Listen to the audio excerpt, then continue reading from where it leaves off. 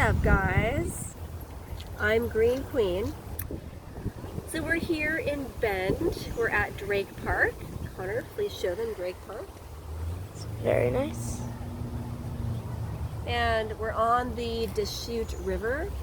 And we have been here for 5 days, walking along the river and playing in the river and tubing on the river.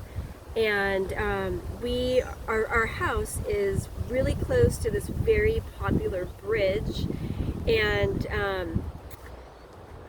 Red Warrior has been wanting to jump off this bridge, but I wanted to let him know the reason why he shouldn't be jumping off this bridge, and so I thought I would tell it as a story here, just in case any of you are out there who are thinking about coming to Bend and jumping off this bridge.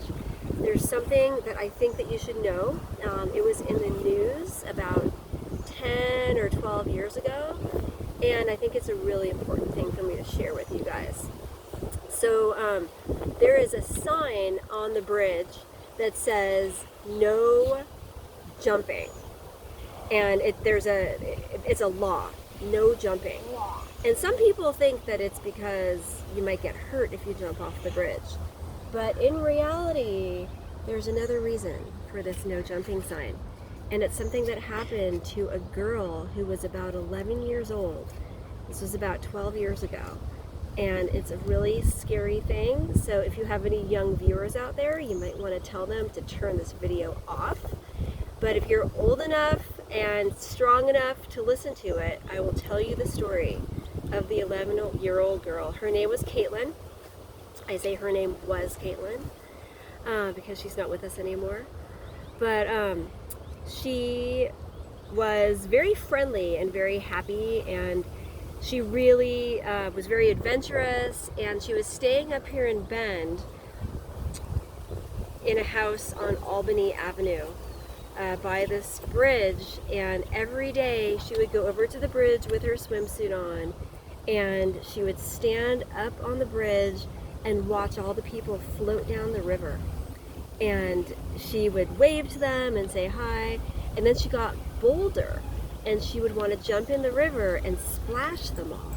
And she would say, first of all, could I splash you? She would ask them if it was okay. And usually people would say, sure, go ahead and splash us.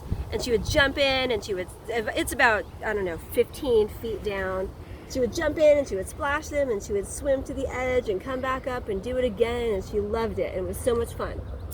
Well, one morning she got up before her parents woke up, and she thought she would go down and jump off the bridge. First thing in the morning, she wanted to see the sunset the sunrise as she was jumping off the bridge. And she put her swimsuit on and she went out there, and she was the only one around.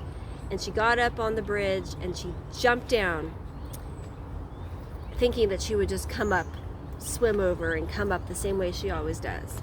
Well, she jumped off the bridge, and time went by. A few seconds went by, a few more seconds, a minute. She didn't come up. She didn't come up. And hours later, an hour later, her parents woke up and wondered where she was, and then they started frantically searching around, and they knew she liked to jump off the bridge, so they went over to the bridge to see if they could find her, and all they found was her hat floating on the river, just floating there. And why was it only the hat? And rumor has it that there was only one person who was up, who saw what was happening. He was an old man who always hung out under the bridge by the Deschutes River. And they found him the next day, and he had gone crazy. And they questioned him, and they said, what happened to our daughter? Did you see our daughter? And he said, yes. He said, she jumped off the bridge, and I waited for her to come back up, and suddenly everything became completely silent, and a black film came over the water, and suddenly the black film took on the shape of two huge hands, and I saw her come up and gasp for air, and the hand reached up and grabbed her face and pulled her under the water. And I saw her come up and gasp for air again, and the hand pulled her under the water, and all that floated up was her hat. And the parents realized that she was gone.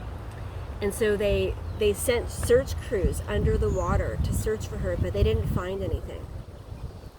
So people thought this old man was crazy.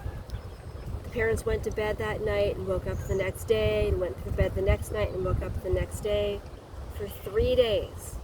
And on the 4th night, they went to bed, and in the middle of the night, they heard creaking downstairs in their house.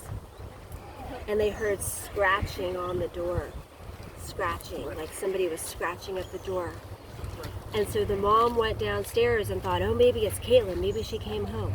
She went downstairs and she opened the door, and there, standing at the door, was a decayed body of a girl with seaweed all over her, scratching at the door. And all it could say was, "Whoa." And the mom screamed and ran upstairs, and the dad came down, and the girl started crawling into the house, leaving seaweed trails behind her. And it said, "I've come from the river to warn you, don't jump off the bridge." And then it just went psh, and it vanished. And the mom and dad went crazy and ran out of the house, and they were never heard from again. And ever since then, people tell the tale of the seaweed monster girl who was found, who came up out of the river to warn people to never jump in off the bridge. So, if you're staying in Bend, don't jump off the bridges, especially alone, because you don't know if the black hand will come up and drag you down. And that's the end. And this is what will happen. Don't jump in! Don't jump in, Ryan. Life lesson. It's not even that deep anyways. Guys, and by the way, we all got a video by ourselves because we just felt like it. That was Green Coon's video. I did one and ATM did one. So yeah, that's basically the video. Peace.